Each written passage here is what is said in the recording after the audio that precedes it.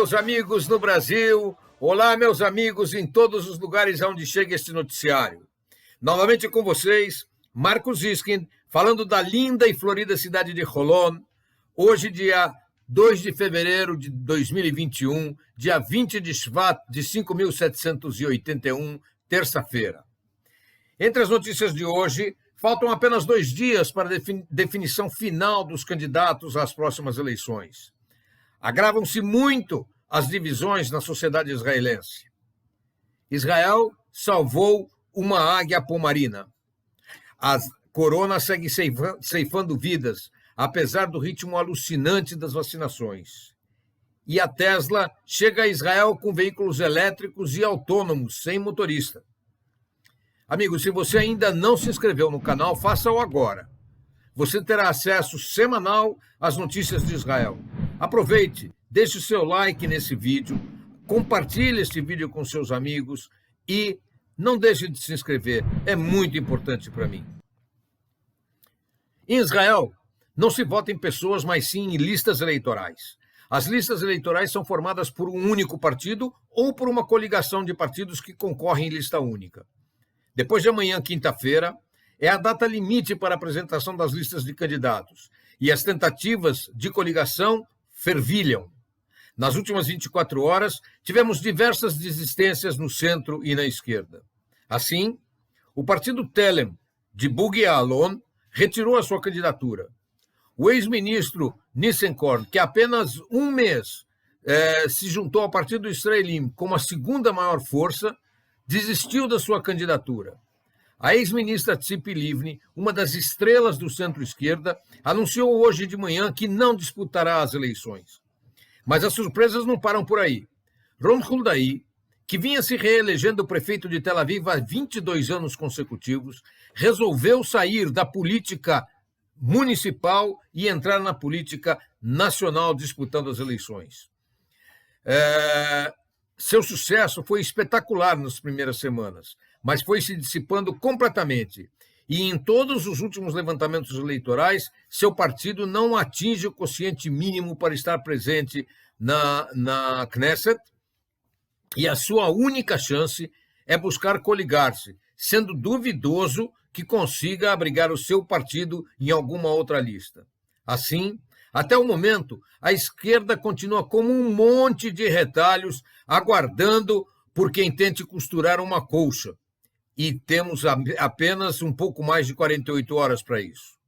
A situação na direita é muito mais confortável, apesar que também lá existem divisões.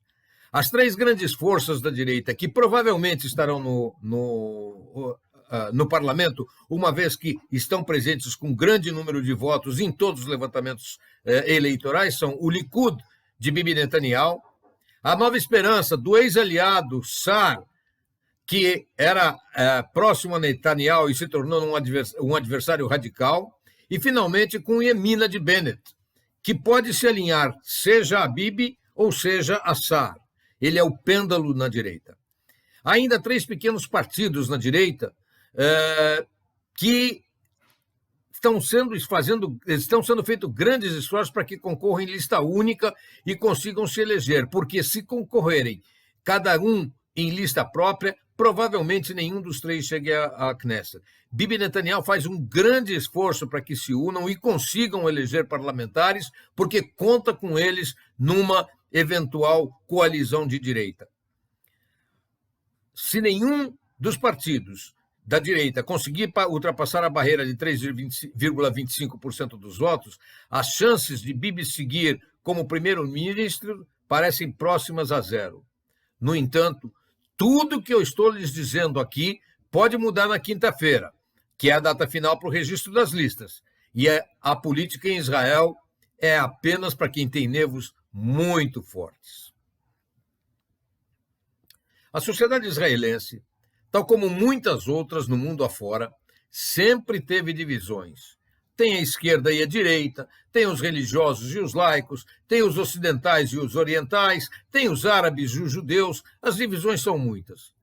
Essas divisões não eram problemáticas. As tensões que existem em Israel sempre funcionaram como um motor impulsionador do progresso. Tudo mudou a partir do corona. A primeira imensa ruptura foi o afastamento recorde entre religiosos e não religiosos. A população não religiosa viu os religiosos desrespeitarem quase todas as normas que tentavam impedir a disseminação do vírus Covid-19. O que se vê nas últimas semanas é um agravamento, uma nova ruptura, agora já dentro do campo religioso.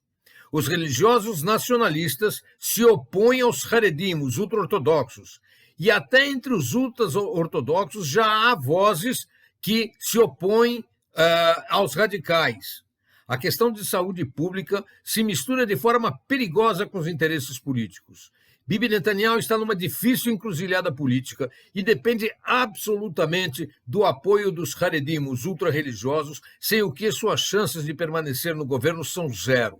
Ele não quer e não pode criar antagonismo com esse grupo e tem fechado os olhos para os constantes desrespeitos às normas de saúde. Eles têm aberto suas escolas, o que está proibido, abrem as sinagogas, promovem casamentos com imenso público, quando a norma não autoriza mais de 20 convidados, fazem enterros com dezenas de milhares de presentes, quando o permitido também são no máximo 20 pessoas. O governo finge não ver, e quando reage, o faz colocando-se de joelhos, implorando às lideranças religiosas que respeitem um pouquinho as normas. As rupturas entre os laicos e os religiosos, entre os religiosos nacionalistas e os ultra-religiosos, e agora entre os mais tolerantes ultra-ortodoxos frente aos mais radicais ultra-ortodoxos, podem aparecer nas urnas, tentando atrair votos para os partidos antirreligiosos. Grande parcela da população já não aceita a ditadura dos grandes rabinos. Esta insatisfação ainda não se transformou em votos, mas pode ser a força transformadora da sociedade israelense nas próximas eleições. Por enquanto, há apenas um partido capitalizando essa insatisfação, mas isso pode mudar radicalmente a partir da próxima semana, depois de definidas as listas eleitorais e definidas também as coligações partidárias. E uma notícia interessante.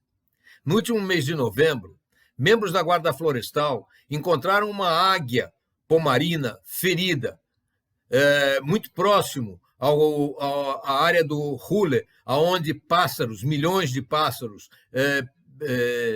estacionam durante a sua migração norte-sul. Levado ao hospital veterinário e feitos alguns raios-x, se identificou que a águia tinha alguns ossos quebrados, uma das asas quebradas e lesões internas causadas por tiro de caçadores, provavelmente na Síria ou no Líbano, que é a rota de viagem desta ave, uma vez que o Hule está muito próximo a essas fronteiras. Apesar da baixa probabilidade de sobrevivência, tentou-se salvá-la. Além da recuperação óssea, a águia passou por fisioterapia, acupuntura e até por um treinamento para aprender a voar novamente, uma vez que uma de suas asas ficou um pouco mais pesada que a outra. Hoje de manhã, depois de 3 longos meses, a águia foi liberada na mesma região onde foi encontrada e, num momento emocionante, abriu suas asas, que medem quase 1,50 m de ponta a ponta, e partiu para a sua vida em liberdade.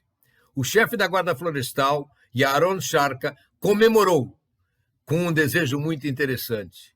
Espero que nunca mais nos encontremos. E o ritmo de vacinação em Israel segue muito eficiente. Na manhã de hoje, ultrapassamos 5 milhões de doses aplicadas. 3.170.000 receberam a sua primeira dose e 1.825.000 pessoas receberam a segunda. Infelizmente, o ritmo de contaminação segue alto, com quase 10% dos exames diários dando resultados positivos. O número de doentes graves vem caindo, porém em ritmo bastante lento. E há uma boa notícia e uma péssima notícia. A boa notícia é a queda constante de doentes em idade acima de 60 anos. porém cresce o número de doentes graves na faixa abaixo de 60 anos e principalmente abaixo de 50 anos. Aparentemente, isso se dá porque a maioria dos idosos acima de 60 anos já tomou as 2 doses e também por causa da potência da variante inglesa. Considere-se ainda o aspecto geográfico e étnico. Em Jerusalém, há 10 vezes mais casos graves do que nas cidades do centro de Israel. Jerusalém também é a cidade que mais desdenha as normas de proteção.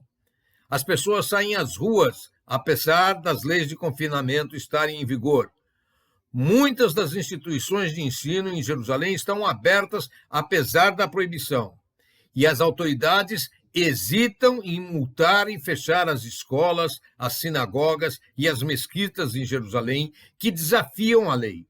O grupo mais afetado, com doentes graves, são os árabes de Jerusalém, que são 21% dos internados em estado grave, enquanto 12% são judeus ultra-ortodoxos. O aspecto étnico está relacionado com uma campanha absurda que ocorreu entre a população árabe no começo da vacinação. Esta campanha conclamava os árabes a não se vacinarem. Graças a Deus, alguns líderes comunitários árabes enfrentaram a campanha de desinformação e brecaram os grupos negacionistas em suas aldeias. Com isto, o número de vacinados entre os árabes começou a crescer, porém ainda há menor adesão de árabes à vacinação do que no restante da população, provavelmente como efeito tardio daquela campanha que eu acabei de mencionar. E uma notícia extremamente interessante. A Tesla, de Elon Musk, acaba de lançar o seu site em hebraico, oferecendo em Israel 2 modelos de veículo, o Tesla 3 e o Tesla S. O Tesla 3 tem autonomia de 448 quilômetros e o Tesla S, autonomia de 663 quilômetros. É possível acrescentar direção autônoma por mais $10.000 ao preço do veículo. É de se notar que a lei em Israel exige a presença do motorista atrás da direção, embora o veículo seja completamente autônomo caso a direção autônoma seja incorporada a ele. Os primeiros veículos Tesla serão entregues ainda no mês de fevereiro. Eu saliento que diversos estacionamentos em shopping centers, em supermercados e em hospitais já têm vagas aonde você estaciona o veículo e pode recarregar veículos elétricos. E isto pode funcionar como um estímulo grande para as vendas num país onde a consciência ecológica é extremamente elevada. Meus amigos, no próximo noticiário teremos muitas novidades, uma vez que a campanha finalmente estará organizada com todas as listas já na rua, com as desistências já fora da corrida e com os levantamentos eleitorais agora trazendo números muito mais confiáveis. Aguardem o noticiário da semana que vem. Antes de me despedir, eu volto a pedir-lhes que se inscreva no nosso portal. Deixe o seu like, aperte o sininho, compartilhe as notícias e volte para ouvir-nos, se Deus quiser, na próxima terça-feira. Até lá e passem bem, cuidem-se, meus amigos.